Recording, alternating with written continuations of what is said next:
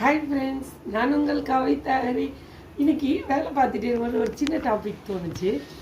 நான் ஆல்ரெடி கூட பேசியிருக்கேன். அடுத்தவங்களை அவங்களோட கேரக்டர் அப்படியே முழுசாக ஏற்றுக்கிட்டிங்கன்னா உங்களுக்கு பெருசாக எக்ஸ்பெக்டேஷன் இல்லைன்னா உங்களுக்கு நிம்மதி இருக்குன்னு சொல்லி இதுக்கு ஒரு குட்டி ஸ்டோரி தான்.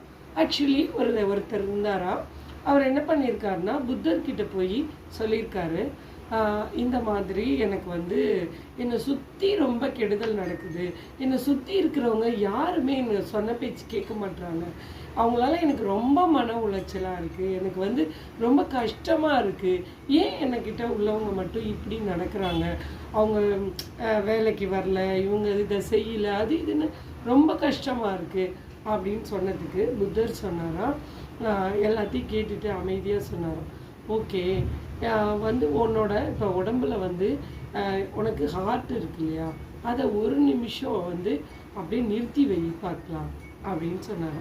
அவங்க ஒன்று கேட்டாங்களா, எப்படி ஒரு ஹார்ட்டை போய் எப்படி என்னோடய ஹார்ட்டை நான் எப்படி நிறுத்த முடியும், நீங்கள் சொல்கிறது எப்படி இது நடைமுறைக்கு ஒத்து வர விஷயமாக இருக்குது அப்படின்னு சொல்லியிருக்காங்க.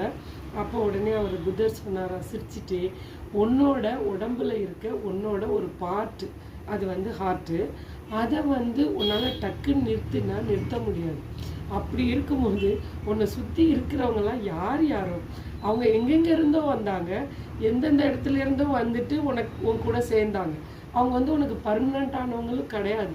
அப்படி இருக்கும்போது எப்படி அவங்களோட கேரக்டர், அவங்களோட செயல்பாடுகள் எல்லாத்தையும் ஒன்றால் எப்படி மாற்ற முடியும், உன்னோட ஒரு உறுப்பையே உன்னால் கண்ட்ரோல் பண்ண முடியாதப்ப எப்படி மற்றவங்களெல்லாம் கண்ட்ரோல் பண்ணி அதன் மூலம் நீ சந்தோஷத்தை அடைய முடியும். ஸோ அவங்கள நீ முழுசாக ஏற்றுக்கிறதுக்கோ உனக்கு நிம்மதி வரும்னு சொன்னார். நல்லா இருந்ததில்ல? இன்னொரு குட்டி ஸ்டோரியோட உங்களை சந்திக்கும் வரை உங்களிடமிருந்து விடைபெறுவது உங்கள் கவிதா. நன்றி.